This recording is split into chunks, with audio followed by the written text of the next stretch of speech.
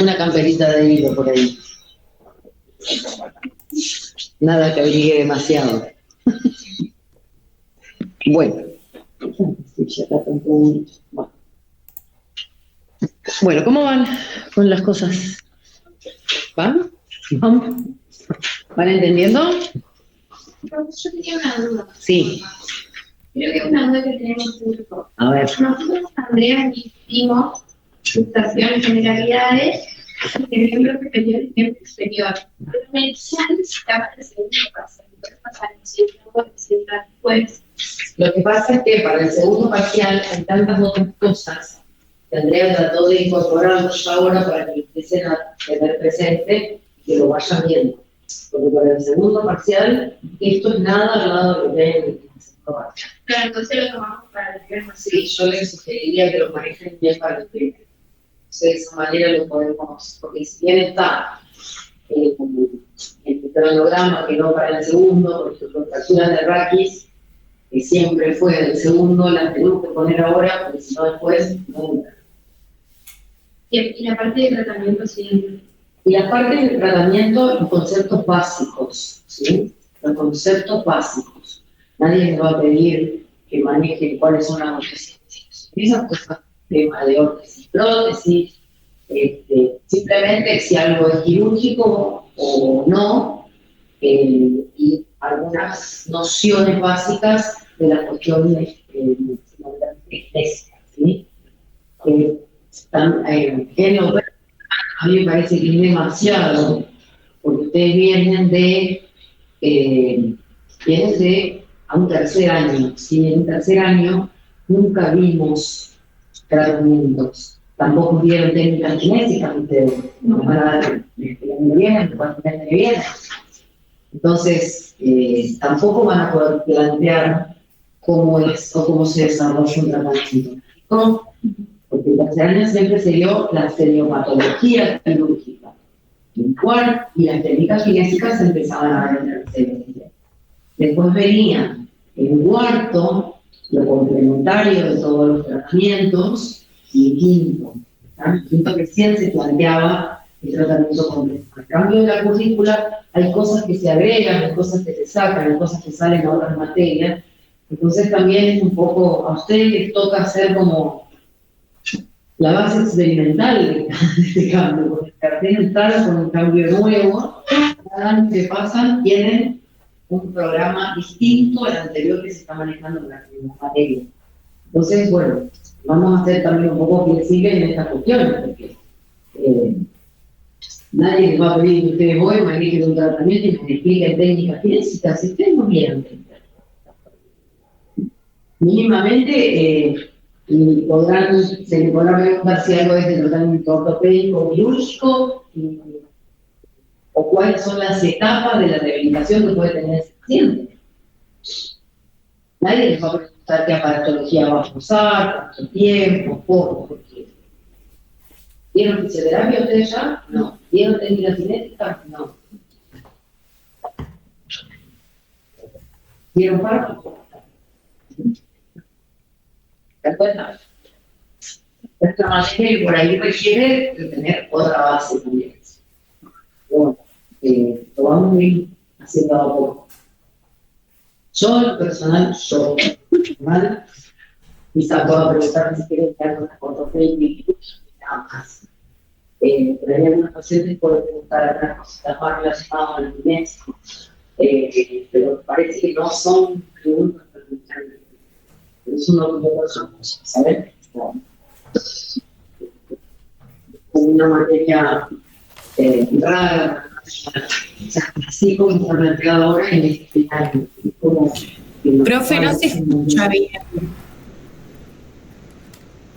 ¿No me escuchan? Ahora sí, pero no se escuchaba bien. Ah, bien. No, estábamos hablando en relación a lo que nos planteaban en relación a los tratamientos y a los temas, ¿no es cierto? Yo lo que les explicaba es que ustedes todavía no han dado técnicas kinésicas, ni están dando, que no han dado fisioterapia. Entonces hay cuestiones de los tratamientos que por ahí nadie se los va a exigir. sea, simplemente una pregunta básica, si algo es una fractura expuesta, ¿es de tratamiento quirúrgico o no? O sea, a ese tipo de cosas me refiero. No a si, con qué se tratan, cómo son los tiempos de tratamiento, si va a necesitar tal o cual técnica kinésica o qué implante quirúrgico vamos a usar. Eso no se los vamos a preguntar porque son materias que ustedes van a dar el año que viene, ¿me explicó? Eso básicamente es lo que estaba planteando. Quizá los profes que le están dando prácticos les están dando algunas cosas y en relación a eso quizá ellos pregunten en relación a eso que están dando, pero no vamos a ir a cuestiones tan avanzadas porque digamos que están en tercer año recién, o sea, falta un montón de otras materias para que ustedes puedan tener una idea de cómo es un concepto de tratamiento general de una determinada patología. Creo que lo van a completar en los próximos 2 años, ¿sí? De dar a este tipo de cosas. Y otra cosa que les decía es que como ustedes son la primera cohorte con este nuevo programa, con este cambio curricular, entonces también es como que van llevando, abriendo camino con esto. Nosotros, por ejemplo, es la primera vez que tenemos que dar la materia así como la estamos dando ahora. Entonces estamos tratando de acotar algunas cosas para que tampoco a ustedes les represente esta materia como una cuestión tan gigantesca, porque es una materia siempre fue muy grande, semioquirúrgica, y esta quedó como importante. Y la pediátrica que vamos a dar el cuatrimestre que viene también va a quedar como muy importante. Hay cosas que las vamos a tener que complementar el año que viene, cuando demos órtesis y prótesis, ahí ya vamos a ver un panorama un poco más grande, en base a los tratamientos, los implantes, a los equipamientos. Por eso no desesperen con esas cosas, porque vamos a ir a conceptos básicos en relación a lo que es el tratamiento, ¿está? Eso quiero que quede claro. ¿Me escucharon ahora? Sí. ¿Dos luxaciones en esa parte? Sí, lo de luxaciones sí, véanlo. Sí, véanlo, así ya lo sacamos para el otro cuatrimestre. Básicamente son todas bastante parecidas, o sea.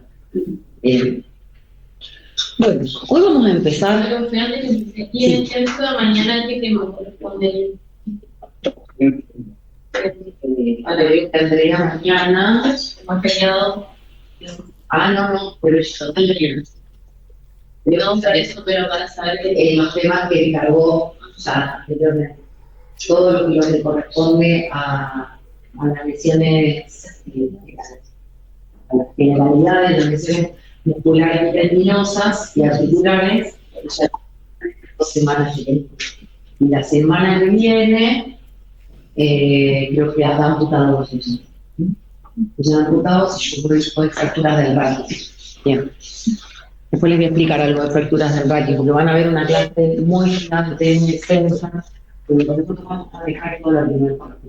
Y además es información para que les quede a ustedes el día que necesiten ir a buscar. ¿Está? Perfecto. Por eso no la quise desarmar. Ella subió luxación inferior, superior, Sí.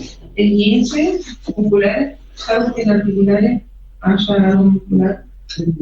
Después que subió algo de lesiones musculares fue... Sí, pero Sí, no voy a hacer nada de...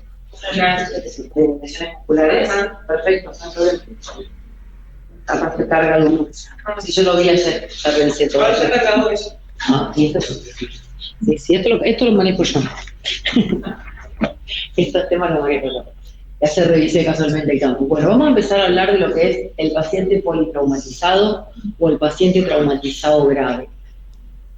¿Alguien tiene algún concepto de paciente politraumatizado o un paciente traumatizado grave? Tengo que estarme quieta porque si no el micrófono no se queda bien. ¿Alguien tiene algún concepto en base a lo que es un paciente politraumatizado o un traumatizado grave? ¿O cuál puede ser la diferencia? Un daño provocado por un agente externo sobre una persona. Ajá. Pero ¿qué significa politraumatizado? Que posee muchas lesiones que pueden involucrar o comprometer su vida. ¿Y un traumatizado grave?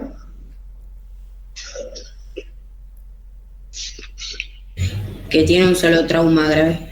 que tiene un solo trauma grave que compromete su vida, ¿sí? Eso quiere decir. Por eso cuando hablamos, la gente habla en general, en salud hablamos de politraumatizado, pero a veces no es un politraumatizado, a veces es un traumatizado grave, que tiene una sola cosa que está comprometiendo su vida, ¿está? Y las definiciones pueden ser estas. La OMS la define como la lesión corporal a nivel orgánico intencional o no intencional, resultante de una exposición aguda, infligida en cantidad de energía que sobrepasan el umbral de tolerancia fisiológica. ¿Sí? Esa es la definición que da la OMS. Pero también es lo que una persona que sufre más de una lesión traumática grave o una única lesión que compromete su vida y que ponga en riesgo o que tenga un riesgo de vida, un riesgo vital para esta persona, ¿sí? Eso es básicamente lo que son las definiciones de lo que es un traumatizado grave o un politraumatizado. También se puede decir que es todo paciente que presenta múltiples lesiones o una lesión única, ya sea orgánicas o musculoesqueléticas, ¿sí? Y siempre aclaramos, o una única lesión grave, acuérdense de eso, ¿eh? Que comprometa la vida, el compromiso de la vida puede ser de manera inmediata, que ya vamos a ver por qué, o bien en las horas siguientes, ¿sí? Eso dentro de lo que es la definición de la TLS, ¿sí? Y es una lesión física que está generada por un agente externo. Lo más común es lo que están viendo ahí. Hay mucha imagen. Dentro de las primeras causas de muerte, o quiénes son los más afectados, son pacientes que se encuentran dentro de las primeras 4 décadas de la vida, ¿sí? Esas son las personas mayormente afectadas. Otro tema a tener en cuenta es que estas lesiones pueden dejar secuelas severas, invalidantes, y que está comprobado que determinan un gasto económico muy alto para la atención inicial, para el tratamiento, para las complicaciones y para las secuelas que estas lesiones pueden dejar, ¿sí? En la Argentina, la epidemiología es bastante cruda. Se dice que cada día 120 personas mueren por causas asociadas al traumatismo. Es mucho, ¿no? Y ese número en este momento probablemente sea más amplio. Porque cuando hablamos de causas asociadas a traumatismo, estamos hablando de qué. A ver. Bien. Hay un eslogan que dice que si se pudo prevenir con accidentes. O con eso. Bien. En general, en la gente joven, la accidentología mata más personas que el cáncer, que las enfermedades cardiovasculares, en la gente menor de 45 años. Mayores de 45 años la casuística es otra. Pero vamos a ver también que existen causas intencionales y no intencionales. Dentro de lo que es las causas intencionales, ¿sí?, que son suicidios, homicidios y violencia en general, ¿sí? Ahora han bajado un poco los números, pero ustedes escuchan todos los días.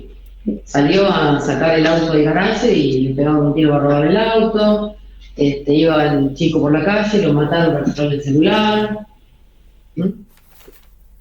Esos son todos politraumatizados. Y la otra mitad es no intencional. Nadie tiene intención de ir a chocar a otro o de atropellar a alguien en una bicicleta o en una moto. Pero, hay todo un grupo de estas lesiones que son prevenibles.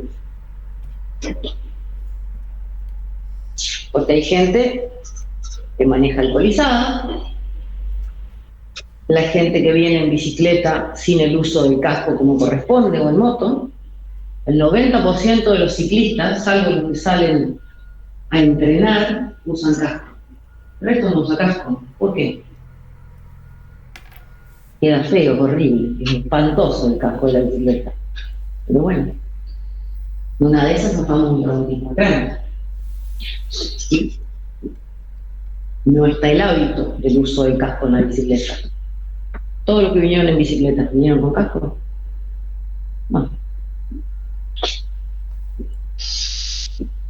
Estamos incumpliendo las normas. Las normas dicen que tenemos que usar el casco. Las motos ni hablar. Van con el casquito en el codo. Después, un accidente, el codo está sano, pero la cabeza abierta al medio, así como un queso. Bien, con la secuela correspondiente. Manejar en bicicleta. Se me cruzó hace 3 días. Una chica en bicicleta ni miró cuando cruzó en China. Vengo con el celular. Clavé el freno, tengo un montón de cosas diciendo atrás, entre otras, un maple de luz. Imagínate cómo. Pero clavaba los frenos y pasaba por encima. ¿Sabe? ¿Se dio cuenta? No se dio cuenta. Se dio cuenta. Me bajé, le dije, toma la lista. Bueno, pero no miró, no hizo ni esto. Con el celular en la bicicleta, con el celular en las motos, bicicletas sin luces a la noche, todos los días. Todos los días. ¿Cómo una persona te va a ver si no tenés una luz? Pregunto yo. ¿Después la culpa es del auto? ¿O del de la moto? Si la moto va sin luz, auto sin luces en la ruta, mejor ni les cuento. Ni hablar. Y después tenemos las lesiones producidas por el trabajo, que son los accidentes de trabajo, muchas de ellas por falta de cumplimiento de la ley de higiene y seguridad del trabajo. En Argentina tenemos una ley, que es la ley de higiene y seguridad del trabajo, que se tiene que cumplir. No se cumple. Vamos a cualquier obra, acá tenemos una, y vamos a ver si la gente que está trabajando en este momento en altura está con el arnés, si la gente que está trabajando abajo está con el casco puesto por si se cae el ladrillo de arriba. Vamos a ver si todos tienen su barra de la pantalla. Bien. Si la superficie donde están trabajando y están a más de 2 metros de altura, tienen las barandas correspondientes.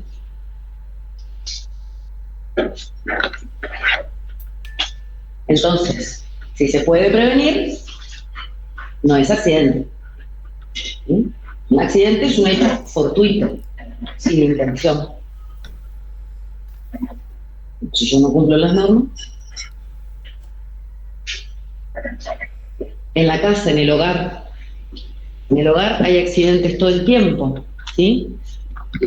En el hogar hay accidentes todo el tiempo, sobre todo cuando hay fundamentalmente niños pequeños, ¿sí?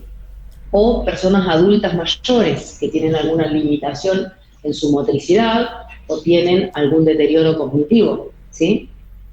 Hemos visto adultos mayores que se han caído en su domicilio, adultos mayores que se han quemado, lo mismo que niños. Cuando uno tiene niños pequeños en la casa, hay que tener en cuenta hasta cómo se cocina y con qué, ¿sí? Los chicos que llegan quizá al borde de una mesada, los mangos de las sartenes, los mangos de las ollas, ¿para dónde quedan? Nunca se cocinan en las hornallas de adelante, se cocinan las de atrás, los mangos hacia la pared. Hay aceite caliente, viene un nene, manotea y te montero. ¿Sí?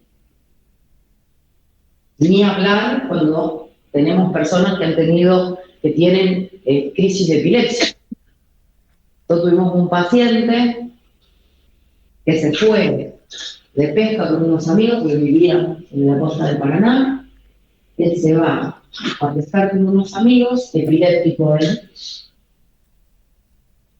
Se van todos a pescar, él se queda haciendo el asado. A la entrada de los amigos dejaron a una persona epiléptica sola, haciendo que un asado.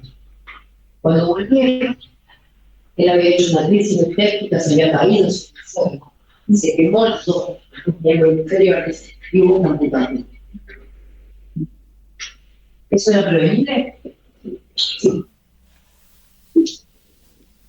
Dos se van a pecar y dos se quedan acá.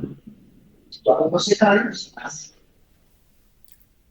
Entonces, todo eso se puede prevenir. Igual que los accidentes en el hogar. Si yo tengo una escalera que no tiene baranda, tengo un nene de 1 año y medio que está aprendiendo a caminar, vamos a tener que poner algo.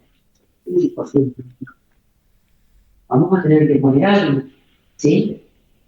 Cuidado con las cosas calientes, con las llamas, ya vamos a ver eso cuando veamos la parte de antropología infantil y cuando veamos todo lo que es la parte de adopción o de la lugares de recreación.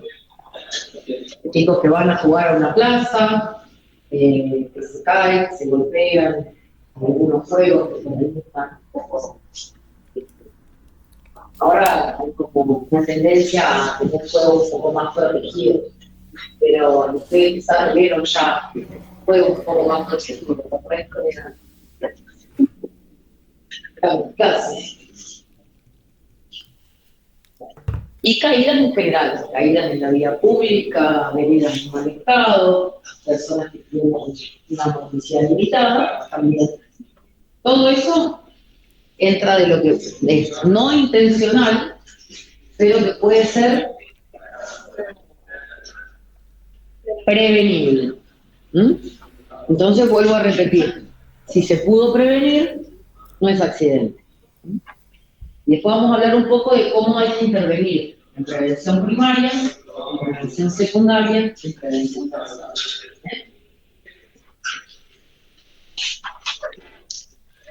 Bien. ¿En qué momentos en un paciente traumatizado o politraumatizado puede ocurrir la muerte de ese paciente? El paciente se puede morir en cualquiera de las 3 etapas. La primera etapa es el momento del accidente, el momento del siniestro, el momento del impacto. Y en general, los pacientes que mueren en esta primera etapa mueren por un accidente de muy alta energía que pudo generar lesiones cerebrales, lesiones medulares, lesiones con perforaciones cardíacas o lesiones de los grandes vasos. Esos son los pacientes que mueren en el lugar del hecho, en general. ¿Está?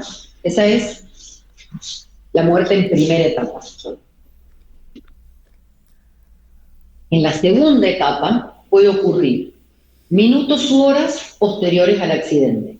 Y estas en general se van a producir por hemorragias internas o externas, en el caso, por ejemplo, de los grandes traumatismos de abdomen, donde se genera lo que se llama un abdomen agudo traumático, que es en el abdomen agudo traumático, las que se lesionan son las vísceras macizas, el hígado y el vaso, que pueden generar un estallido de la víscera y generar una peritonitis hemorrágica, o sea, el peritoneo se llena de sangre. ¿Está? A nivel del tórax, puede haber alguna lesión perforativa que pueda provocar un hemotórax o un neumotórax. ¿Saben lo que es hemotórax y neumotórax? ¿Vieron algo el año pasado? ¿Sí? Hemotórax es la colección de sangre dentro de la cavidad pleural y neumotórax es la colección de aire dentro de la cavidad pleural. Bien. Y lo otro, que muchas veces no está tenido muy en cuenta, son las fracturas inestables de la pelvis. Ustedes saben que una fractura inestable del anillo pelviano puede matar a un paciente en unos pocos minutos o en 1 hora o 2. ¿Lo saben eso? No se menciona. Siempre hablamos del traumatismo de cráneo, del traumatismo de tórax, del traumatismo de abdomen, pero no del traumatismo de pelvis. En el próximo módulo vamos a ver las lesiones graves de la pelvis, como ir adelantando. En general, la pelvis está constituida por una pelvis ósea y por un complejo filamentario que la contiene, ¿sí? En la articulación sacroiliaca, ¿ubican las articulaciones sacroiliacas? Bien. Allí existen 3 planos ligamentarios, que son de los ligamentos más fuertes que tiene nuestro organismo. Y en el medio de esos planos ligamentarios hay unos plexos venosos, ¿sí? Cuando se genera un impacto frontal de la pelvis, o un cizallamiento de la articulación, o que una hemipelvis se meta dentro de la otra, genera un daño a nivel de estos ligamentos sacroiliacos y sacrociáticos posteriores. Cuando esto se genera, porque generalmente se rompen o se abren, esos plexos venosos que están ahí adentro, ¿qué les pasa? Si se rompen los ligamentos que están estabilizando los plexos venosos se raspan, para explicárselo de una manera muy clara, y empiezan a sangrar, y no paran de sangrar más. Y el sangrado se empieza a generar y a aumentar en escala logarítmica. Entonces, cada vez el sangrado es mayor. Entonces, un paciente con una pelvis inestable se puede morir en cuestión de minutos. Puede ingresar, lo vas a ver en el momento del accidente, hablando y lúcido, y en cuestión de minutos empieza a deprimir el sensorio porque la sangre sale de esos plexos y se va a la calle. ¿Está? Por eso es importante estar atento en estas cuestiones, de conocer su sintomatología, para poder realizar un cierre de la pelvis manual. Vale, con una pelvis abierta, ya vamos a describir cómo son, pero básicamente lo que se hace es corregir las crestas y atarlas. Ya lo vamos a ver eso porque es todo un capítulo. Pero es importante reconocerlas a estas lesiones. Y por último, la muerte por trauma, en la tercera etapa, se va a deber a varias causas. Una de ellas es la sepsis. ¿Saben lo que es la sepsis? La sepsis es una infección generalizada, ¿sí? Es una infección que ha empezado por un determinado lugar, por una bacteria, y ha generalizado. Una infección que se va a diferentes órganos y genera lo que se llama el fallo orgánico múltiple, ¿sí?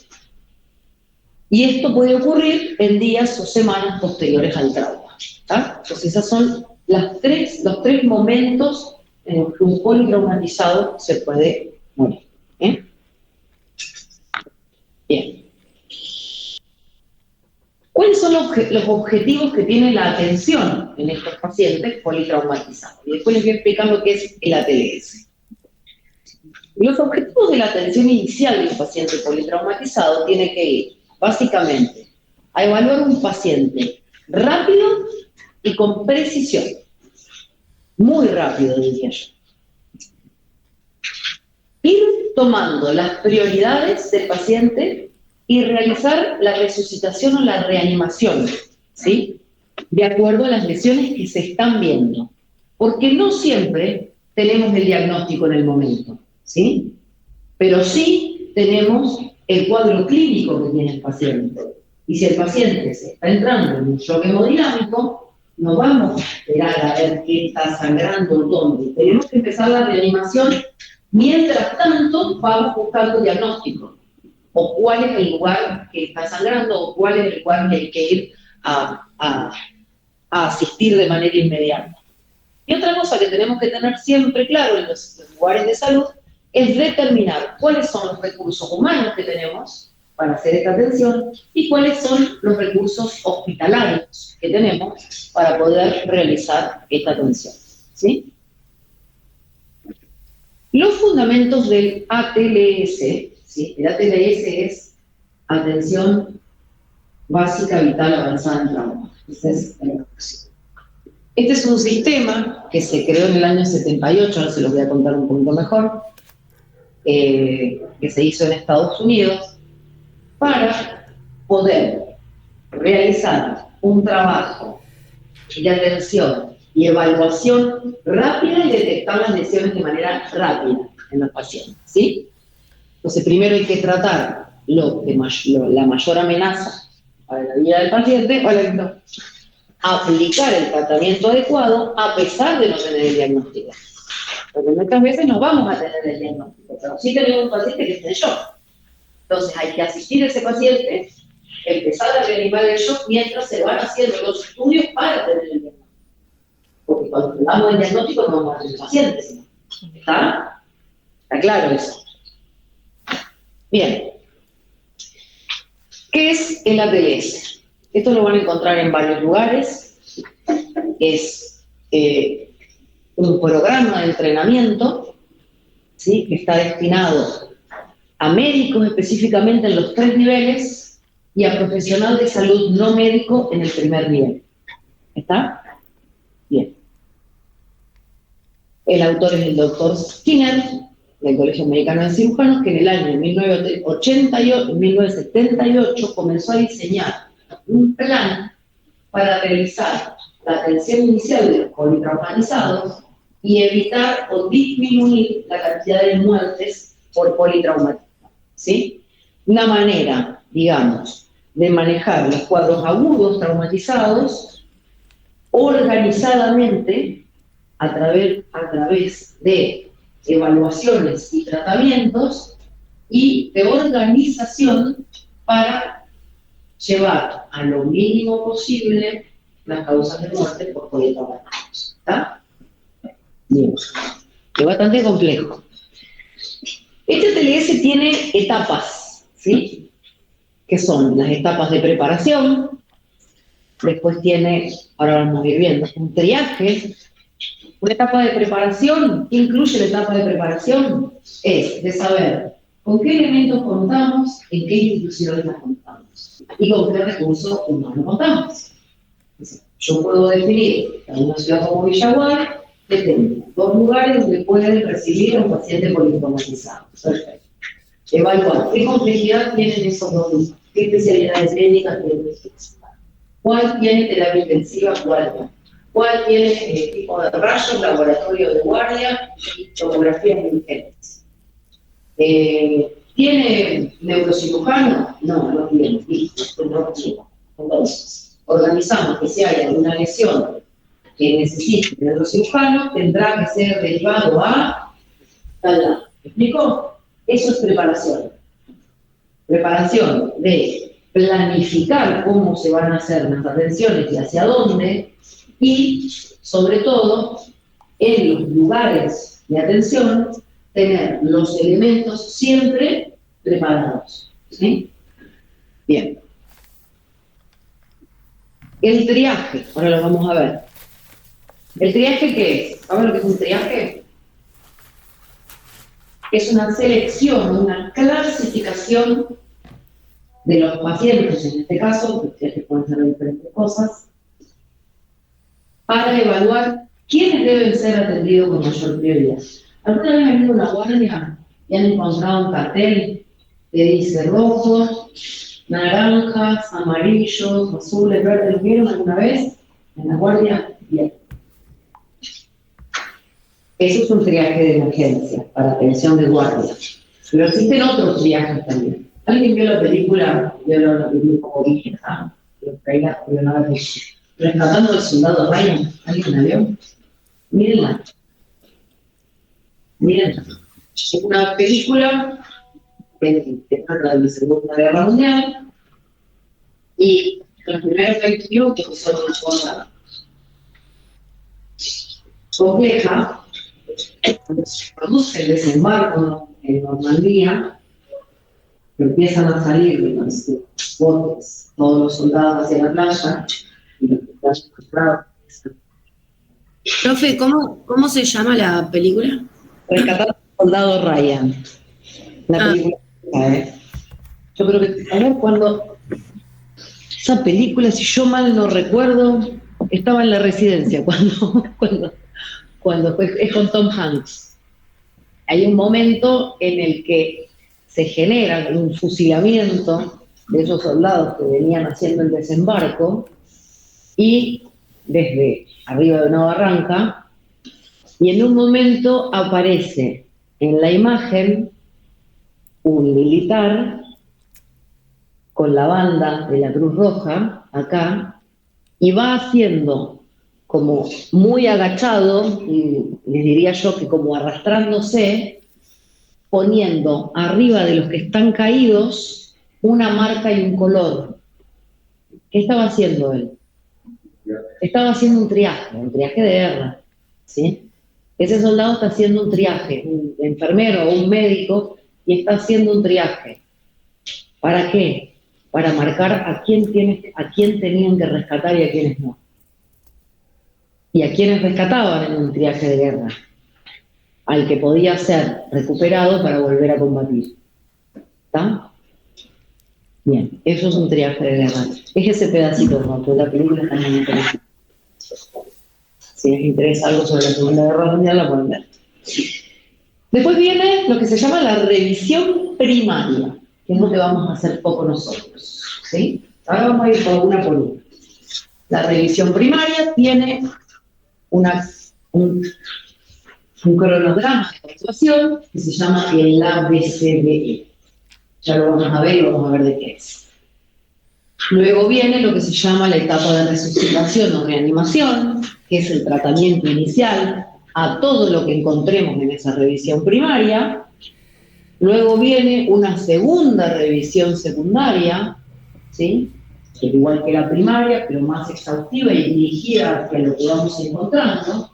Y por último, viene la etapa de los tratamientos definitivos que va a tener.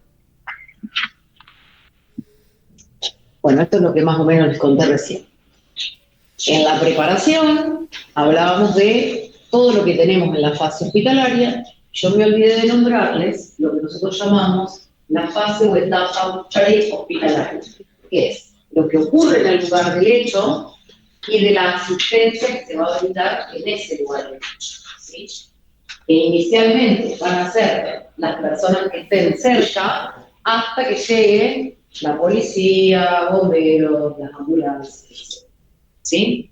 Entonces, en ese lugar del hecho, ese paciente tendrá que ser asistido por quienes estén, ¿sí?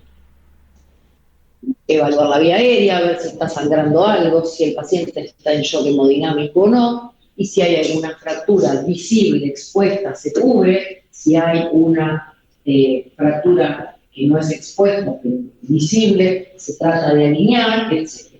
Y en esta etapa es muy importante saber lo que se debe hacer, pero más importante es saber lo que no se debe hacer. Bueno, ¿está? Bien. Esto es lo que les contaba del triaje. El triaje, como les decía hoy, es un método de selección y clasificación de pacientes, ¿sí? Basado en los recursos que tenemos y en las necesidades que requiere un paciente. Un paciente rojo es un paciente que requiere una atención inmediata porque ese paciente está con riesgo de vida. Ejemplo, una hemorragia activa, ¿sí? No lo atiendo, se muere. Un paciente que ingresa en paro, ¿sí? Un paciente que ingresa en paro. Si no empezamos la reanimación, no lo sacamos. Bien. El naranja ya puede tener una demora de atención de hasta 20-30 minutos. Es un paciente que tiene una lesión y que va a empezar a deteriorarse rápidamente si no es asistido. Los amarillos son los pacientes que pueden llegar a tener hasta 2 horas de demoras en su atención, ¿sí? Que en general son cuestiones de urgencia media, digamos. Después vienen los verdes, ¿sí? Que en general son pacientes que pueden atenderse, por ejemplo, una fractura de tobillo, es un paciente que lo puede llevar cualquiera de ustedes en un auto y bajarlo en una guardia, ¿sí? ¿Me explico? No se expuesta a la fractura, no se expuesta, estamos hablando de la fractura de tobillo. Y una azul, ¿sí? Que es, por ejemplo, un paciente que se cayó en la calle, que se levantó solo, que tuvo escoriaciones, ninguna cosa de relevancia, que puede pedir por sus propios medios una consulta por sus medios. ¿Está?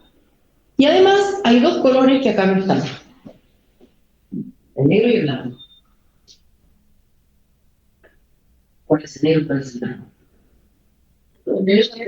El negro son los pacientes fallecidos. Y en un escenario de recuperación de pacientes, ¿cuándo se levantan los negros? pacientes negros, pacientes con marca negra fallecidos. Al final, paciente que está reconocido como paciente fallecido, se le coloca como una cinta negra y es el último paciente en ser levantado. No es un paciente, es una persona fallecida. ¿Está? Ustedes saben que en la Argentina sucedieron algunas catástrofes importantes, ¿no? ¿Ustedes saben lo que fue Cromañón? ¿Saben lo que fue la tragedia de Cromañón? ¿Todos saben? Sí. Ustedes saben qué pasó en relación a... Porque acá fue... En la Argentina fue un antes del examen, fundamentalmente fue un antes y después de Cromañón. Ustedes saben lo que pasó en Cromañón. Boliche, bailable, no habilitado con determinadas cuestiones, puertas de emergencia extravadas para que la gente no se cole, techos de elástico de sombra, que son de plástico, bengalas, se incendiaron las bengalas y incendiaron los techos, ¿y qué pasó? Se quedaron encerrados adentro. ¿Cuántas personas murieron? 100. ¿Cuánto? 100.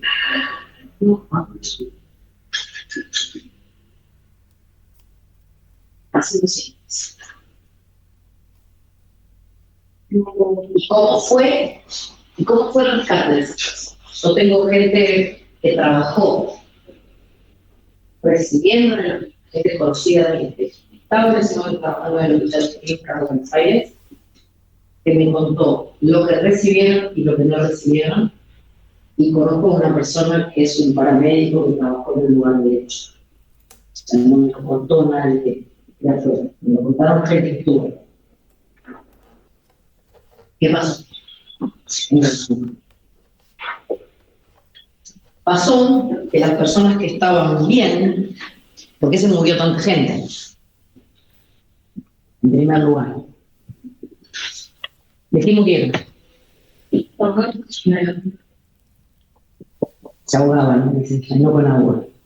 ¿Con qué? Se asfixiaron. ¿Con qué gases? ¿Qué gases desprende la combustión del plástico de la media sombra? Gas arsina y gas cianhídrico. Gas derivado del arsénico, gas derivado del cianuro, la combustión del plástico, más conocido carbono. ¿Está claro? 3 intoxicaciones severas. ¿Sí? ¿Cuánto demora el gas arsina y el gas cianhídrico en llegar al cerebro? Cuenten hasta el 9 segundos. Difícil de tapar. Pero si fuera monóxido solo, ustedes saben que cuando hay combustión con monóxido de carbono, hay que ingresar arrastrándose por el piso, que menos monóxido hay, ¿sí? Por eso muchas veces cuando se queman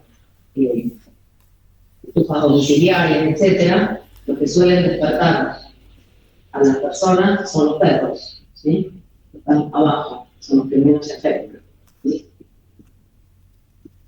Entonces, como algunos problemas que buscar. Entonces es importante que acá se intoxicaron. Con 3 gases, ¿sí? No había por dónde salir. Mucha gente murió adentro y la gente que salía y entraba, muchas de las personas que empezaron a hacer el rescate de las personas estaban adentro, sacaban al que encontraban y no sabían si estaba vivo o no. ¿Sí? Cuando llegaban las ambulancias no había nadie que dirigiera el operativo. ¿Saben la cantidad de personas muertas que llevaron en las ambulancias? Y la cantidad de personas que pudieron haber sobrevivido y no sobrevivieron, que no fueron llevadas en su momento, porque esto no existió. Eso no existió.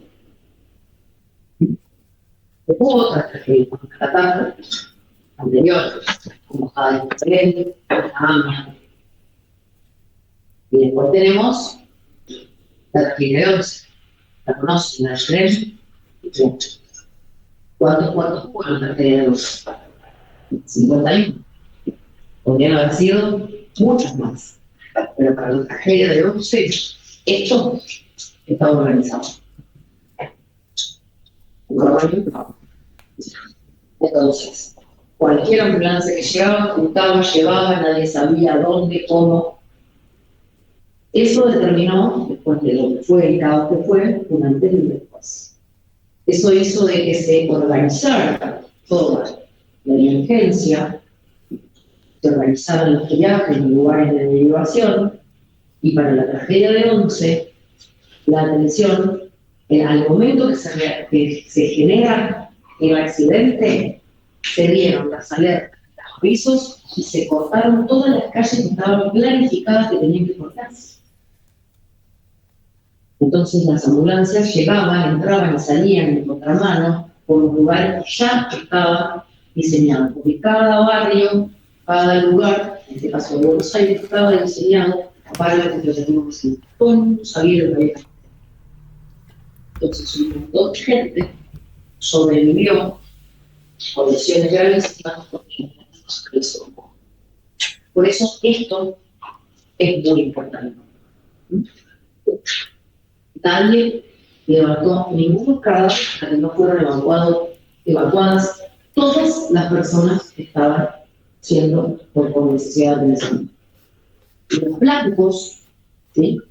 Los que vamos a hacer una blanca, son las personas que tienen lesiones menores o no tienen lesiones que puedan comprometer su vida, que además son las personas que pueden colaborar y asistir en una catástrofe. ¿Está? Por eso es importante que en los lugares donde uno va a trabajar sepan, no importa si es una ciudad chiquita, si es una ciudad grande, es importante saber cómo está diseñado el operativo o cualquier tipo de operativo para poder realizar el rescate y la atención de las personas en el mayor tiempo posible. ¿Sí? Hay un montón de situaciones que se pueden dar. Muchos de ustedes deben vivir sobre la costa del Uruguay o sobre la costa del Paraná, siempre la más afectada con las inundaciones de la costa del Uruguay, porque el Uruguay es un río que no tiene tanta barranca. El Paraná en general, al ser un río barrancoso, las ciudades y las poblaciones están más arriba, algunas están abajo, pero en general la mayoría de estas ciudades tienen la población asentada en la parte más alta de la ciudad. Entonces, quizá se inundan un poco menos cantidad de gente, ¿no? Pero en la costa del Uruguay, quienes viven en la costa del Uruguay lo saben perfectamente, las catástrofes climáticas son importantes, las inundaciones cuando empiezan, y esas cosas también tienen que estar protocolizadas con triaje y rescate. ¿Sí? Porque a veces uno empieza a sufrir el río y no, empieza a parar,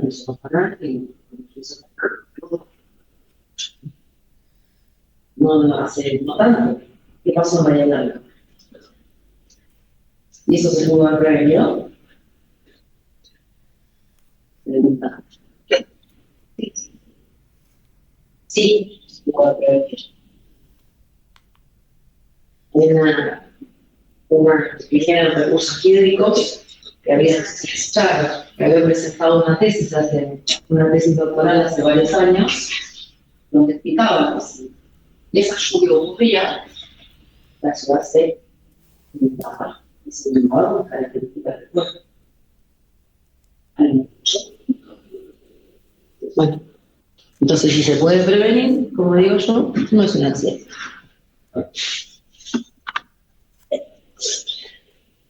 Vamos a las etapas de la atención. Así que donde ustedes iban, sería que ejerzan como profesionales de la salud, deberían tener mínimamente los conocimientos de decir, bueno, a ver, ¿y acá dónde vivo yo? Vivo en el pueblo de Lima, por ejemplo. ¿Y acá qué es lo que puede pasar? Voy a intentar ¿cuál es la catástrofe natural que más comúnmente puede afectar en una inundación? O un incendio, por ejemplo. Bueno, ¿cómo se prepara la ciudad para afrontar esto? ¿Cuáles son los protocolos que existen para realizar evacuaciones en determinadas situaciones? A ver, este puente capaz que un dirección grande te puede cortar. ¿Por dónde hay otra salida? ¿Me explico? Todas esas cosas nos interesan, todo eso. ¿Vieron los videos del terremoto de Van Gogh? ¿Vieron las enfermeras que estaban en la NEO? ¿No las vieron? ¿Las vieron? Busquen los videos. Son todas cámaras de seguridad del hospital. Las únicas esas con rueda de los bebés de la NEO que se sacudían. Las enfermeras, 3 enfermeras solas, con 20 manos, tratando de contener todas las cunitas, de proteger al bebé, una cosa. Ese tipo de cunitas con ruedas muy prácticas, pero en un lugar donde hay terremotos, deberían mínimamente las cunas tener algún sistema de traba que se las puede lanzar a la pared y no se muevan, digo, como para que no se hubiera generado igual, se puedan enfermar, bloquear, intentando que no llevan las cosas. Bueno, habría que pensar en un lugar donde hay terremotos toda la semana, eso tendría que estar ya más o menos. Quizás no tienen terremotos de 7 puntos de escala, pero hay lugares donde hay terremotos habituales y donde ya San Juan, Mendoza, la zona de la cordillera siempre están moviendo algo. Sí, siempre estamos sintomáticos. Viene que visita San Juan, me despierto a las 3 de la mañana, una cosa que se movía aquí, pasa. No, ya no existe, que llega. Bueno.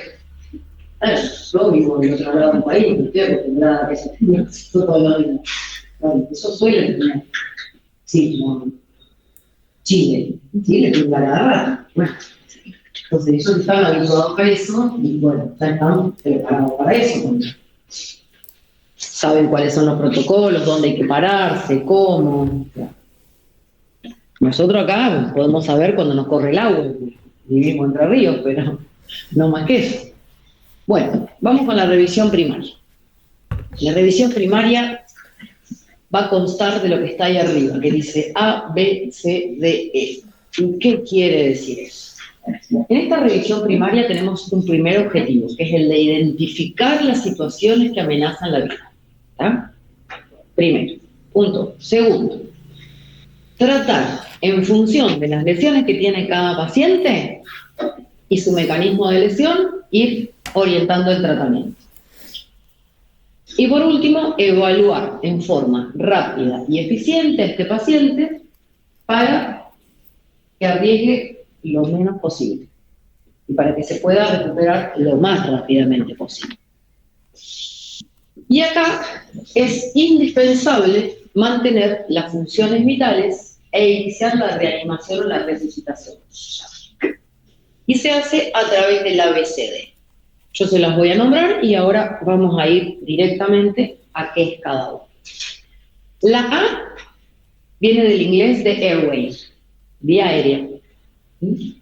Entonces, el objetivo del punto A es salvaguardar o liberar la vía aérea y controlar la columna cervical. El segundo punto, la B larga de breathing, ¿sí? Que es conservar la respiración y la ventilación. Ahora vamos a ir punto por punto. El tercero viene de circulation, que es la circulación, que es mantener la circulación sanguínea y controlar las hemorragias, si las hubiera. El cuarto, la D, viene de déficit neurológico, ¿sí?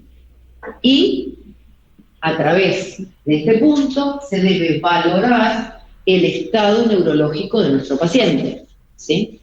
Porque muchos de ellos tienen traumatismos craneoencefálicos. Y, por último, la letra E, que viene de exposición, es la exposición del cuerpo completo del paciente, porque yo les contaba, lo revisamos de frente, lo revisamos de espalda, porque por ahí nos encontramos con el tramontina de espalda del paciente, ¿sí? Y el control ambiental. ¿Qué es el control ambiental? Es el de fundamentalmente prevenir la hipotermia. ¿Saben lo que es la hipotermia? Es el descenso de la temperatura corporal. ¿Sí? Y puede incluso morir un paciente por hipotermia. ¿Y cuándo sucede esta hipotermia? El paciente politraumatizado queda, en general, siempre está deshidratado, siempre está hipotenso, y todo esto agrava las posibilidades de tener una hipotermia. Porque quizá, no un día de febrero, de julio, 40 grados, no va a ser un hipotermia 40 grados el paciente, pero sí, un día como hoy, que es más frío, fresquito, un paciente a la madrugada que se accidenta en el campo, con la humedad que hay, se moja y queda expuesto a 15, 18 grados y ese paciente va a ser hipotermia. ¿Sí? Fíjense que poco. Ni les digo en pleno invierno y ni les cuento en lugares donde realmente hace frío. 5 grados, 3 grados, 10 grados bajo cero. Esos pacientes hacen una hipotermia mucho más grave. Entonces, en esos pacientes hay que hidratar, se le colocan hemoglisis con suero fisiológico, que normalmente están en lugares atemperados, no están a temperatura. Pueden estar un poco más calentitos en las mujeres. Generalmente los tienen a 35 o 36 grados para que cuando sean colocados mantengan la temperatura corporal. Bueno, seguimos. Ahora sí, vamos con la vía aérea y la protección de la columna cervical. Este punto es muy importante, porque acá tenemos que asegurar que nuestro paciente tenga una vía aérea que esté en condiciones. ¿Está? ¿Y cómo tenemos una vía aérea en condiciones? Tenemos que abrir la boca del paciente, fijarnos en la boca que ponga caramelo, dientes, que se le hayan perdido por el trauma, prótesis dental, un chicle, tierra, algo que haya ido en el medio. Entonces, se toma con la mano o con un paño o con lo que tengan, se mete la mano en la boca y se saca todo lo que hay en la boca. ¿Sí? Punto 1. Segundo, el mentón. Un paciente que está inconsciente seguramente va a ser un paciente que está con deprimido y obstruyéndose con todo el complejo de la lengua hacia atrás. Entonces, lo que se hace es se engancha el mentón desde aquí o desde acá y se lo coloca en esta posición. De esa manera, liberando la vía aérea. Si tuviera algún sistema para aspirar en ese momento, que estoy en la calle no lo voy a tener, pero por ahí, si no tengo la ambulancia o ingreso a la guardia, aspirar las secreciones en el caso de que el paciente haya vomitado o haya liberado secreciones. Y en este contexto de lo que estoy haciendo, al paciente hay que controlar la columna cervical. ¿Por qué la columna cervical es prioritaria? ¿Cómo es? Vamos a ver la serie bien. ¿Cómo es el canal raquídeo a nivel de la columna cervical? Se proyecciona al lumbar. El más chico, más grande, es estrecho. ¿Sí? Es como que, a ver, para que ustedes lo grafiquen, la médula pasa justito, ¿sí? Pasa justito por el canal medular. Cualquier daño que haya a nivel de la columna cervical, una fractura, un fragmento óseo que se meta, un disco intervertebral, me va a generar una compresión de la columna cervical, de la médula cervical, y me puede dejar cuadripléjico a ese paciente. Ni hablar si estamos hablando de una lesión traumática que está involucrada a una gran fractura o a una fractura luxación de la columna cervical. Porque a veces no la lesionan de manera completa, no la cortan para hacer de manera burda a la médula, pero la comprimen, la traumatizan y dejan una mielitis que muchas veces no se recupera nunca más. Ese paciente queda cuadripléjico. ¿Está? Entonces, cuidado con ese politraumatizado, porque lo primero que vamos a tener que hacer es inmovilizar la columna cervical, con lo que se tenga. Si tengo una ambulancia y un collar cervical, hay que colocar el collar cervical con la técnica que corresponde y se inmoviliza. Después colocamos las barras laterales, cuando lo pasamos a la tabla, etc. Estoy tratando de ver si puedo un tallercito de revisión de politraumatizado.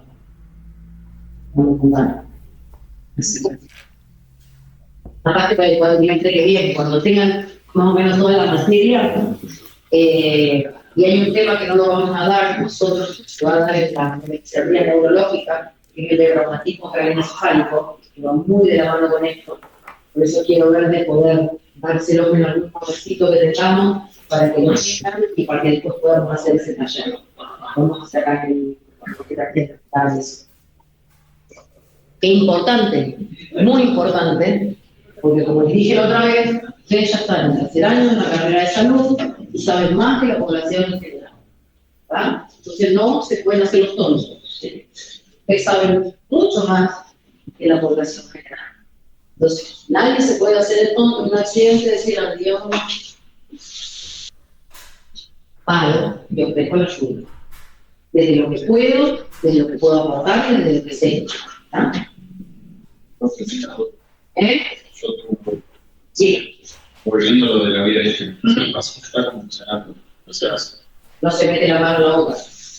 El paciente que está convulsionando, se le trata de colocar el collar y se lo lateraliza para que no se obstruya y no se mete nada en la boca.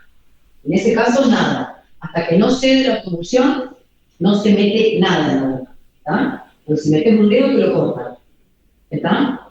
Y después hay una técnica para hacer la apertura de la boca de una persona que está en un trismo o de una crisis epiléptica, que es con 2 dedos por la región posterior detrás de los molares, ahí se meten los 2 dedos y se lo abren. ¿Ah? Pero mientras tanto, nada.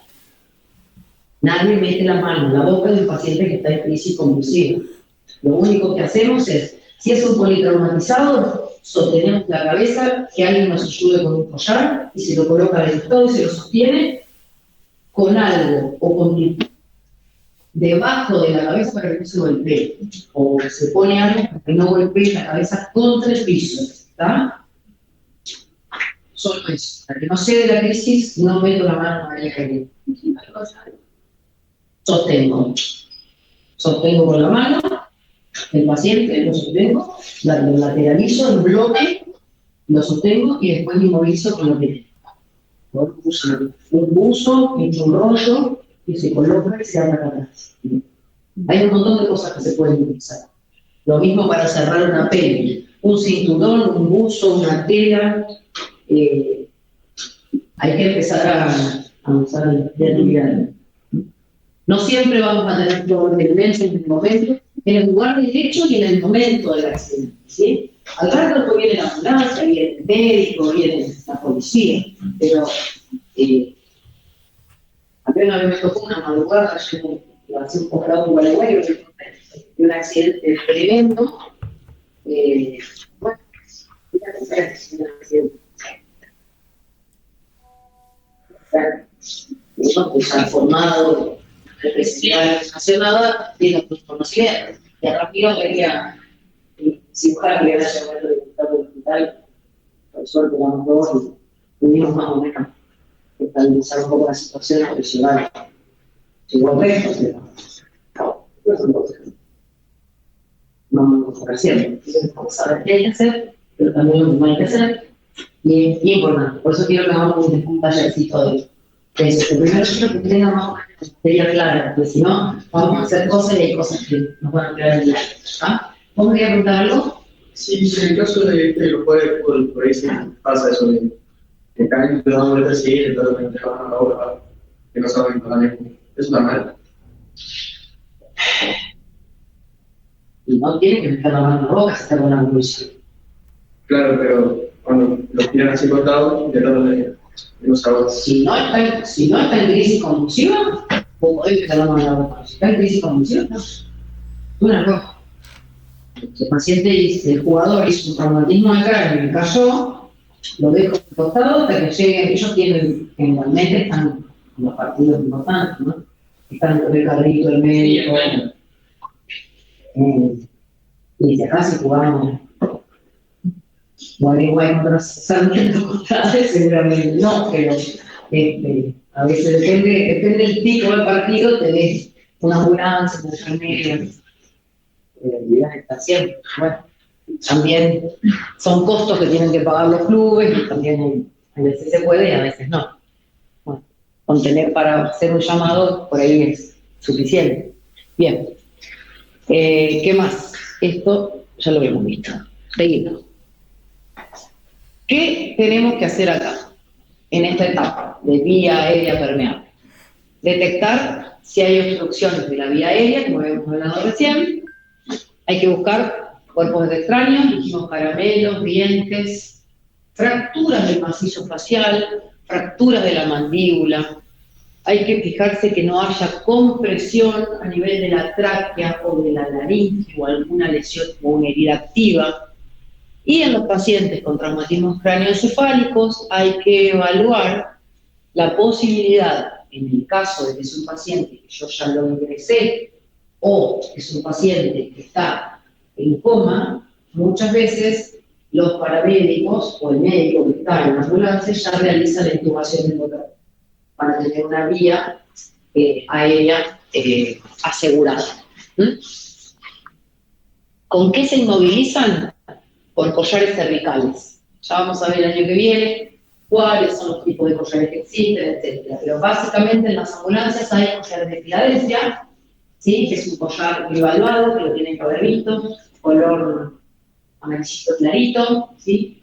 Que son de un material, una EVA de alta densidad, con un fleje anterior y un fleje posterior, de polipropileno, que se ata con velcro, que tiene un apoyo mentoniano, un apoyo occipital, un apoyo sobre las primeras dorsales y un apoyo sobre el manubrio externo, ¿sí? Y que algunos de estos Filadelfia vienen por un orificio para pacientes que se encuentren ya traqueostomizados. Después hay una variedad de collares similares a ese, después lo vamos a ver, son un montón, Mariano, etc. Bien. Algunos tienen prolongaciones hacia el tórax para generar mayor inmovilización y además en un paciente cuando es rescatado en determinado lugar, en la tabla de rescate, ¿sí? En la tabla de inmovilización, se coloca el paciente acostado y se colocan dos masas laterales. Son esas dos masas que se ven ahí. Algunas son tipo triangulares, color naranja, que hacen de que la cabeza no haga este movimiento. Y se ajustan con los velcros de la tabla. ¿Está? Vamos a la etapa de respiración, ventilación y oxigenación. ¿Es lo mismo respirar que ventilar? No. Bien. Entonces, ¿qué cosas tenemos que tener en cuenta acá?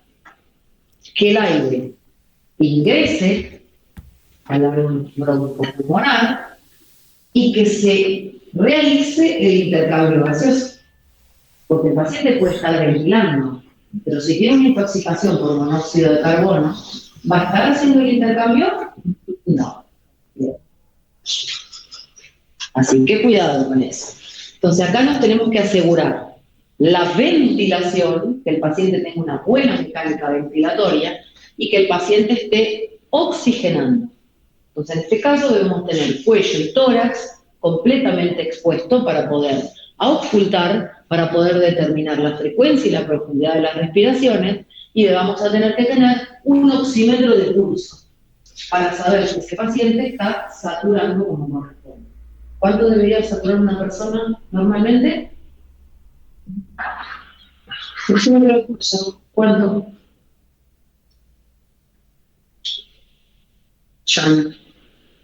¿Cuánto? ¿Nunca se tomaron la saturación de oxígeno? ¿Vamos a saturar atrás?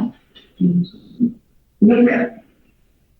anécdota de COVID, de tomar oxigenación, ¿no? Bien. Normalmente deberíamos estar saturando 97, 98, 99%, ¿sí? Depende de la edad de las personas, algunas personas pueden saturar un poco menos, sí, 6, ¿sí? A veces los quemadores un poco menos, siempre hay que asegurarse de que funcione bien el saturómetro, esté bien colocado. Si la mano está muy fría, generalmente el saturómetro no va a censar. ¿Está? Cuidado con eso. Generalmente hablamos de una persona que está haciendo una desaturación cuando está por debajo del 30. Gente que satura, pacientes que están en terapia, que están en 55, 56. Estamos en una insuficiencia de oxigenación importante, ¿cierto? Bien. Cuando el tema del COVID se hablaba de que empezaban a saturar debajo de 80, estaban en un alto riesgo. Pero normalmente deberíamos estar saturando a grandes rasgos, tomando diferentes grupos de carga, arriba de 95. Lo ideal es que la edad de ustedes deberían estar saturando a 28, 99 y en personas que salen un poco más de edad, un poco menos. Importante eso, ¿no? Bien. Entonces, ¿qué tenemos que tener en cuenta acá? Ustedes saben que muchas veces tenemos algunas lesiones de la pared del tórax que nos van a generar una alteración de la mecánica ventilatoria, como por ejemplo,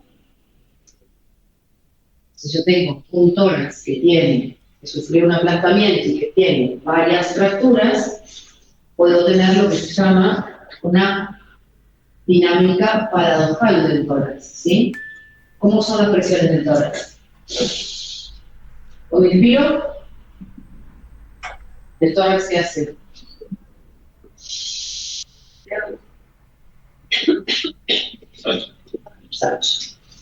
¿Qué pasa si yo tengo una fractura en doble punto de 2 o 3 costillas? Ese fragmento, ¿para dónde sale? En vez de para afuera, ¿para dónde va? ¿Sí? Y cuando yo expiro, el tórax se achica y ese pedacito se llama ventilación paradojal. Y eso se debe a los intercambios de las presiones. ¿Está? Por eso hay que tener en cuenta lesiones torácicas. Hay que auscultar el tórax para ver si tengo presencia del murmullo vesicular correspondiente y tengo que auscultar también a ver si en algunos lugares hay silencios. Y esos silencios, si hubiera un hemotórax o un neumotórax, a la percusión vamos a tener sonido de timbre. Si yo tengo un hemotórax, que es sangre que está ocupando la cavidad, ¿cuál va a ser el sonido de la percusión? Mate. Y si yo tengo un neumotórax, ¿cuál va a ser el sonido de la percusión? Hispánico, porque tengo aire, ¿sí? Y bien marcado. Por eso es importante auscultar el tórax. Y también es importante que se esté realizando el intercambio. Si yo tengo un paciente intoxicado con monóxido de carbono, ustedes saben que el monóxido de carbono compite con el oxígeno. La causa de la intoxicación es porque el monóxido de carbono tiene 10 veces más afinidad por la hemoglobina que el oxígeno. Entonces va y empieza a ocupar el lugar del oxígeno en la hemoglobina. Y esa es la causa por la cual se genera la intoxicación por monóxido. Entonces, en estos pacientes vamos a tener que el intercambio, vamos a ver, está ventilando, pero no tenemos una oxigenación suficiente. El oxímetro de pulso nos va a dar que estamos con una oxigenación baja, ¿sí? Y ahí vamos a tener que poner oxígeno a altas presiones para que compita con el monóxido. y realizar los tratamientos correspondientes para la investigación con monóxido, por supuesto. Bien. Vamos al punto C, que es el de la circulación y el control de las hemorragias. Esta es una de las causas más importantes de muerte, sobre todo secundaria ante un trauma. ¿Se acuerdan que habíamos hablado? Las causas inmediatas y las causas tardías. Bien, o las 3 etapas. Bien.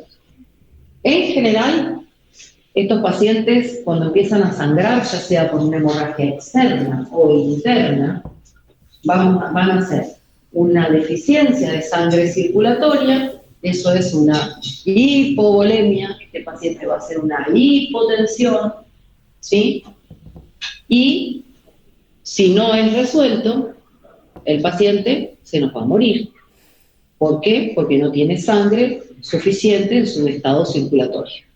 Hay que revisar el estado hemodinámico del paciente siempre, ¿sí? Y hay que identificar cuáles son las fuentes de hemorragia. Muchas veces son visibles, pero muchas veces no son visibles. No sabemos dónde hacerlo. En general, los grandes sangrados se producen en las grandes cavidades. El tórax, el abdomen o el pelvis. Bien. Si son hemorragias externas, las vamos a ver, las vamos a controlar, las vamos a comprimir. Si son hemorragias internas, no las vamos a ver. Las grandes hemorragias son básicamente abdominales, un trauma abdominal, una ruptura de hígado, una ruptura de vaso, que son las vísceras macizas, dan un shock hemorrágico, y estos pacientes deben ser intervenidos de manera inmediata. Inmediata. Son urgencias quirúrgicas, porque hay sangrado activo. Lo mismo, un gran sangrado a nivel del tórax. Son cirugías que se hacen de urgencia, el paciente ingresa, detectan muchas veces por una punción o por una ecografía la presencia de sangre caviar, esos pacientes se ingresan a quirófano de manera inmediata. Es lo primero que hay que hacer. Después, ¿qué vamos a encontrar además en estos pacientes que están hipotensos por hipovolemia? Los vamos a encontrar con los dedos, las manos, los pies, la nariz, las orejas cianóticas, azuladas, ¿sí? Porque no están oxigenando, no está llegando sangre. Van a estar obnubilados. ¿Por qué? Porque no se llega sangre a la cabeza. Son pacientes obnubilados, desorientados, más allá que puedan o no presentar un traumatismo de cráneo asociado. ¿Sí? Bien. ¿Y cómo hacemos, cómo controlamos básicamente, o en un lugar del lecho, si ese paciente se nos está chocando por hipotensión o no? ¿Alguien sabe? De manera rápida, así práctica. Tenemos que buscar 3 pulsos fundamentales. El pulso periférico más común que nosotros tomamos, ¿cuál es? El radio. ¿Cuánto tenemos que tener de esa última presión? Sistólica y diastólica. ¿Sí? La presión sistólica es la más. ¿Cuánto debemos tener de presión sistólica para que un pulso radial lo podamos tomar? Para que lo podamos palpar. ¿Cuánto necesitamos de presión? 80 milímetros de mercurio. 8, como dice. 8, 5, 8. 80 milímetros. Si la presión sistólica tiene hasta 80 milímetros de mercurio, yo voy a tomar el pulso radial, lo voy a palpar. Si yo voy a buscar en este paciente, para por el pulso radial, no lo encuentro. Si no lo encuentro es porque la presión está por debajo de los 80. ¿A dónde puedo ir a buscar otro pulso periférico? Un poquito más cerca de la región central. Es el último. Otro. El femoral. Voy a palpar el femoral. ¿Cuánto tengo que tener de presión sistólica para que el femoral sea positivo? 60 milímetros de mercurio. Ya estamos con una sistólica baja. Bastante baja. Si no lo encuentro el femoral, ahí sí, ¿a dónde me voy? Al carotidio. ¿Con cuánto lo palpo? Con mínimo. 40. Estamos locos. Con 40 de sistólica, estamos locos. Entonces, si tengo un paciente en el que en el momento del accidente palpé un radial Y al momento que lo estoy subiendo a la ambulancia, en realidad no palpo más, un palpo femoral, quiere decir que en poco tiempo se le va a terminar de chocar al paciente. Tenía 80 y ahora tiene 60. ¿Está? ¿Me explico? Porque es importante tener en cuenta 40, 60 y 80, porque es una manera rápida y práctica de yo saber más o menos a dónde estoy con la presión sistólica. ¿Sí? Más o menos de saber dónde estamos parados. Por eso son importantes los pulsos periféricos. Bien. Es importante que en un paciente que está en shock hipovolémico, su estado de conciencia va a estar alterado, porque se está alterando la perfusión cerebral. La piel va a estar de color ceniza, pálido, ligeramente cianótico. Los pulsos, como les conté, tener en cuenta esto de la amplitud, la frecuencia y sobre todo de los 80 como mínimo para el radial, los 60 como mínimo para el femoral y los 40 como mínimo para el carotídeo. Vamos al déficit neurológico. En el caso del déficit neurológico, vamos a hacer una evaluación neurológica que la vamos a hacer rápida. Después vamos a aplicar lo que se llama la escala de Glasgow. La escala de Glasgow es una escala que se utiliza para evaluar fundamentalmente el estado de un paciente, conciencia de un paciente, ante un traumatismo craneoencefálico. Pero lo que vamos a ver acá es una evaluación neurológica que vamos a establecer si el paciente está consciente o no está consciente. Tenemos que evaluar también el tamaño, la simetría y la reacción de las pupilas. Ustedes saben que las pupilas reaccionan a la luz normalmente, ¿sí? Con una linterna yo evalúo si hace una miosis con la luz y la otra la veo. Muchas veces los pacientes que tienen un traumatismo craneoencefálico severo, cuando yo ilumino una pupila, la pupila no reacciona a la luz. Y si la pupila está como la del gato de la noche, sí, pupila dilatada, no reactiva, bilateral. Primero tengo que evaluar si no hay consumo de tóxicos legales o ilegales, ¿sí? En el caso de que nos aseguremos de que no, es probable que tenemos con un paciente con una anestesia, ¿sí? Entonces, cuidado con la reacción de la pupila a la luz. Y lo otro que tiene que ser siempre es simétrico, ¿sí?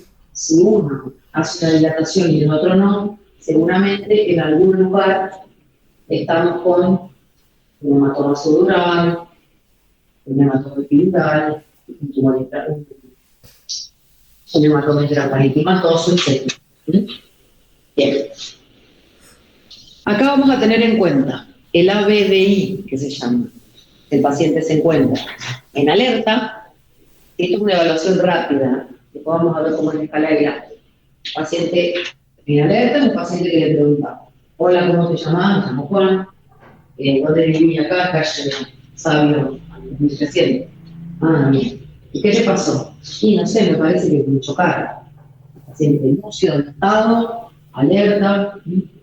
Por ahí podemos encontrarnos con que este paciente está con un trauma leve, está un poco desorientado y empieza a preguntar: ¿y qué me pasó?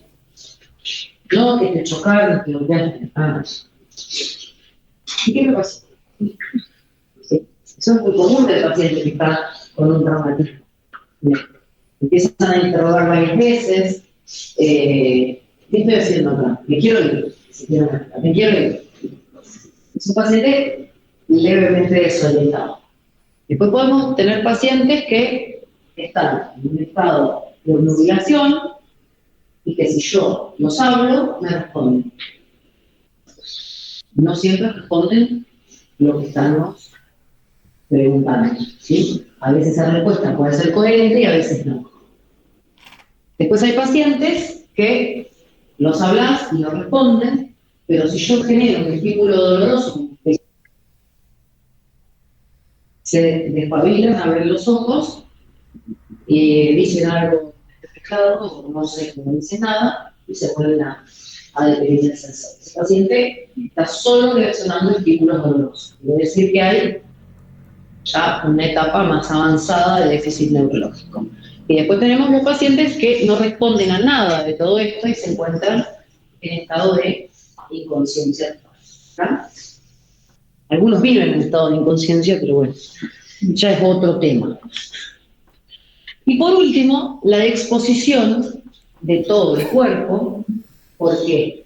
Porque tenemos pacientes que pueden tener quemaduras, que pueden tener una herida, que pueden tener tramontina, como yo les había contado, ¿sí? Y no lo estamos viendo. Entonces el paciente tiene que ser desvestido completamente, se le tiene que sacar toda la ropa con la que tuvo el accidente, porque puede haber vidrios adentro de la ropa, insectos o cualquier otra cosa que pueda haber traído desde el lugar del accidente, ¿sí? Se hace una evaluación completa y una vez que se le hizo una evaluación completa, se lo cubre de manera inmediata, se hacen aspiraciones, si tiene colecciones, heridas, una fractura, luego se lo cubre y se lo abriga, ¿sí? Para evitar la hipotermia del paciente politraumatizado. En las etapas de reanimación o resucitación, ¿para qué sirven? Fundamentalmente para maximizar la posibilidad de sobrevida que pueda tener este paciente ante este trauma severo. ¿Cómo debe ser esta reanimación o esta resucitación? Agresiva. Agresiva no quiere decir que voy a reaccionar, ¿verdad? Agresiva quiere decir que hay que poner todos los elementos que nosotros tenemos a disposición para que la reanimación de ese paciente se pueda hacer en los términos que corresponden, ¿sí? Con todos. Agresivo quiere decir con todos los elementos que tenemos.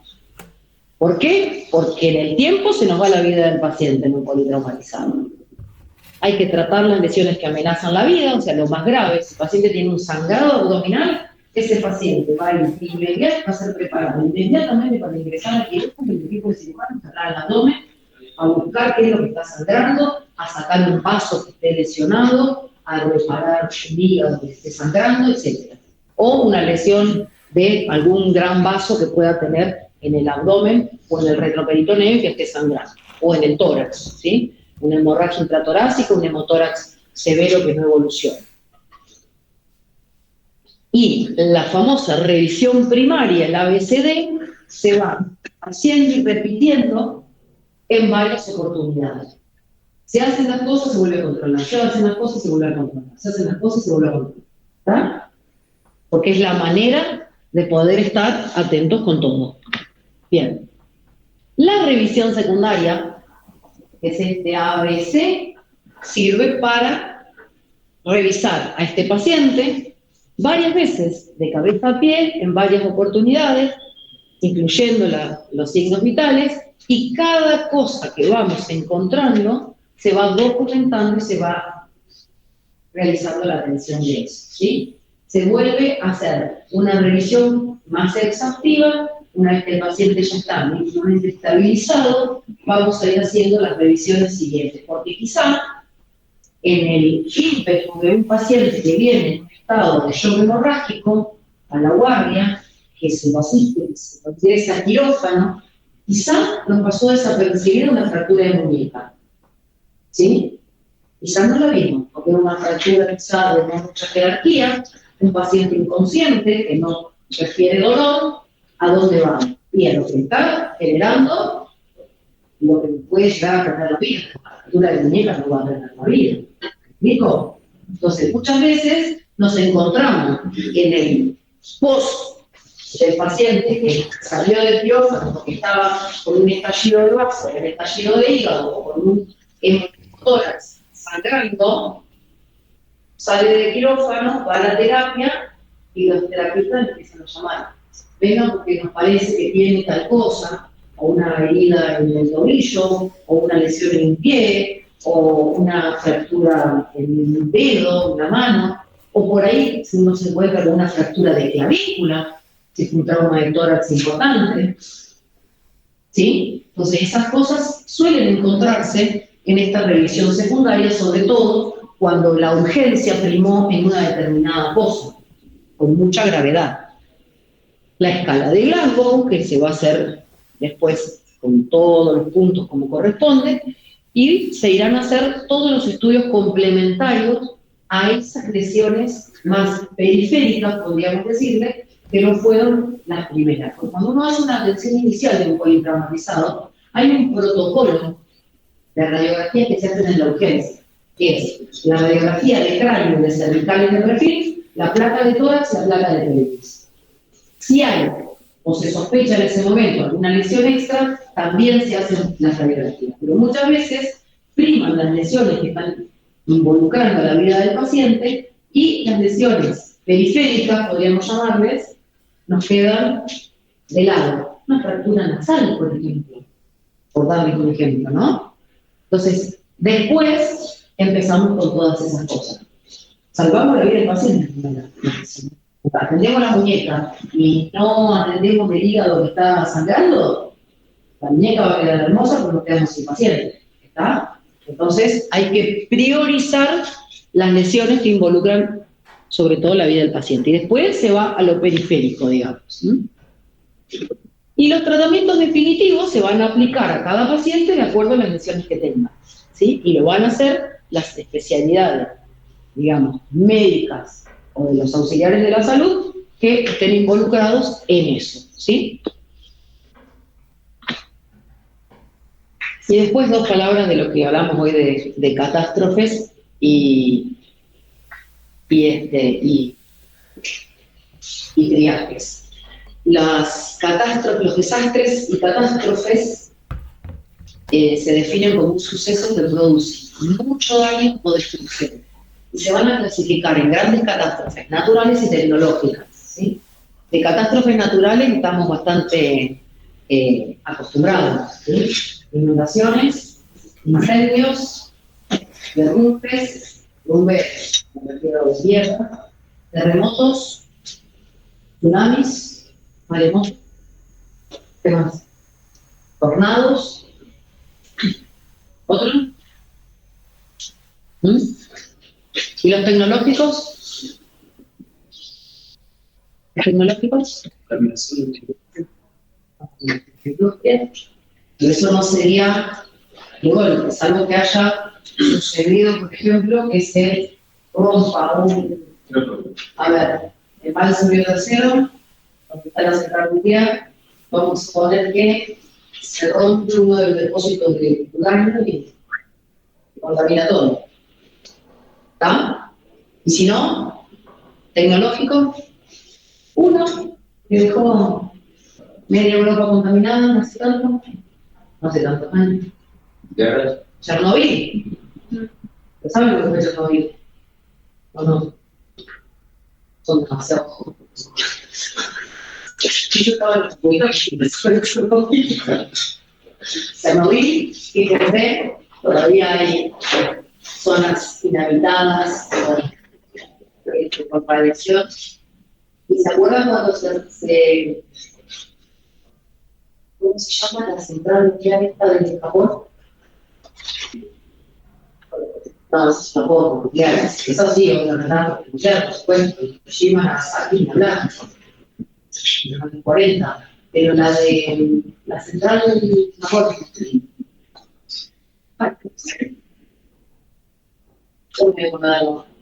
Bien. Todas esas son catástrofes tecnológicas, ¿sí? Todo eso es catástrofes tecnológicas. Estos desastres producen múltiples víctimas, ¿sí? Y presionan a todos los recursos locales, ¿sí? Imagínense si hoy acá se produce el derrumbe de un edificio, ¿sí? Rosario, el derrumbe, la explosión esa que se generó hace un par de años, no tanto, que explotó un caño de gas y se derrumbó un edificio completo. Es una catástrofe tecnológica, ¿sí? 80 y pico de muertos. Sí. ¿Cómo? Fukushima. Ay, Fukushima. Esa es. Es más, la tengo en uno de los dibujos acá. Bien, entonces, ¿qué es importante acá? como hablábamos con toda catástrofe, el triaje y la identificación de los individuos, en el caso de poder hacerse, y a dónde orientar de acuerdo a las lesiones que tengan los pacientes, ¿sí? Acá está Fukushima. Fukushima es y Chernobyl es esto. Entonces, es importante porque cuando uno habla de catástrofes y de desastres hay un montón de maneras, no nos voy a poner con. Cuando uno habla de un desastre, que puede ser terremoto, vamos a un escenario de un desastre natural. Una inundación. Acá la tenemos, una inundación. Cuando se produce un desastre, una catástrofe natural, nosotros tenemos el foco central donde se genera como la afectación primaria. Acá. ¿Sí? Eso se llama zona cero. ¿Sí? Bien. Y después vamos a ir encontrando círculos en relación a la zona central de la afectación,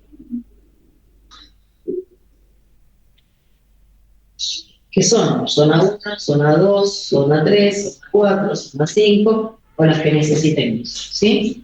Entonces, zona 1 es la que sufrió la catástrofe. Zona 0. Zona 1 es la primera área de repercusión de esta catástrofe, ¿sí? Zona 2 es la segunda zona. Zona 3, zona 4 y zona 5 son las zonas que seguramente van a tener que responder para asistir a estas tres. ¿Sí? ¿Me explico? Bien. Entonces, las zonas en las catástrofes se van delimitando por círculos para saber dónde se tienen que hacer las asistencias. Imagínense, si yo tengo un hospital acá, o acá, o acá, ¿ustedes creen que estos hospitales, si la inundación fue solo acá, estos pueden responder? Pero en el caso de una explosión nuclear o de un terremoto, probablemente estas zonas sean afectadas también, en menor medida. Entonces, las instituciones que se encuentran en esta zona y las viviendas de esta zona quizás no puedan responder porque sufrieron consecuencias secundarias de la afectación central. Entonces, estas son las zonas que van a tener que responder en el caso de una catástrofe. ¿Me explico? Entonces, es muy importante determinar, a partir de esta catástrofe o un desastre natural, poder identificar cuáles son las zonas que van a poder responder y las zonas que no. ¿Sí? Eso es un tema muy importante en catástrofes. ¿Qué es importante en este tipo de catástrofes? Toda esta lista de cosas que están acá. Prepararse para el transporte de las víctimas, ¿sí? Hacia otras instituciones o hacia instituciones que se encuentren fuera del área afectada. En caso necesario, hay que establecer medidas de contaminación. Vamos a suponer que lo que haya explotado es un tanque de un tóxico fosforado. Vamos a suponer que acá enfrente hay un depósito, por ejemplo, clandestino de fosforato, explota un tanque ahí. ¿Cualquiera se va a meter ahí? ¿Ustedes, así como están, se van a meter ahí? No, porque voy a armar más desastre todavía, voy a empeorar la situación. Voy a ir a buscar la ropa necesaria para vestirme y poder ingresar a realizar el auxilio necesario. Como pasó en Cromañón, la gente que estaba bien ingresaba a sacar gente y terminaban muertos intoxicados por monóxido de carbono y el gas arsina y el gas hídrico. Entonces, agrava la situación. ¿Está? Por eso hay que establecer las medidas necesarias para poder ingresar a un lugar donde se realizan estas cosas. Instalar medidas de seguridad y establecer un centro de información. Hay alguien que tiene que hacer la recopilación de datos de los damnificados y establecer esto. En Cromañón hubo padres que estuvieron días buscando a dónde estaban los hijos. Días. Estaban en un hospital en la otra punta de la capital, por darles un ejemplo, y los estaban buscando el amor judicial. Hubo gente que salió y quedó en estado de desorientación, estuvieron caminando por la ciudad totalmente desorientados. ¿Sí? Y eso sucede después de explosiones, después de terremotos, después de catástrofes. La gente queda, muchas veces se pierde, quedan con un estrés postraumático. No siempre es tan fácil. Y hablar de gente que puede buscar el humor diferencial y había literal parras de cuerpos sin identificar. Entonces, esto es importante. Y por último, 2 palabras sobre la prevención. Si se puede prevenir, no es un accidente. La prevención del trauma tiene que tener estrategias indispensables. En la primaria, para evitar el trauma. ¿Sí? Rutas en condiciones, no manejar alcoholizado, rutas bien señalizadas, no como la divina, la ruta para nada. Andar de noche, sobre todo una locura. La segunda, atenuar el trauma. Un ejemplo, uso del cinturón de seguridad, uso del casco. Ahí sería una prevención secundaria. ¿Sí? La terciaria, o la prevención terciaria, sería atender integralmente y de manera rápida el trauma. ¿Sí? Esa es un nivel de prevención. Si pudiéramos actuar siempre en el primer nivel, no estaríamos pagando la consecuencia de los otros. ¿Sí? Por eso es tan importante. Y nada más. No los vuelvo más locos, bueno. ¿Entendieron? Una vez que vamos a esperar a ver qué temas, ustedes no lo van a dar en son los traumatismos de tórax, los traumatismos de abdomen y los traumatismos parales. Ya antes se daban, ¿no? Entonces, con esos temas y después hacíamos el tallercito de politraumatizados. Pero bueno, como lo podemos hacer, aunque sea el cuatrimestre que viene, cuando ustedes con un poquito más de cosas, estamos cursando la pediátrica a ver si ahí lo podemos hacer. Pues sería bueno que lo puedan hacer. Pero ya lo vamos a organizar. ¿Pregunta? Yo te iba a pedir si me podías dejar la última esa de prevención que estaba copiando. A ver, para. No, pero no importa, si no después lo veo después. Está en el campus, ¿eh? Sí. No Está en el campus subida a la clase. Bueno, gracias. No está con el audio, pero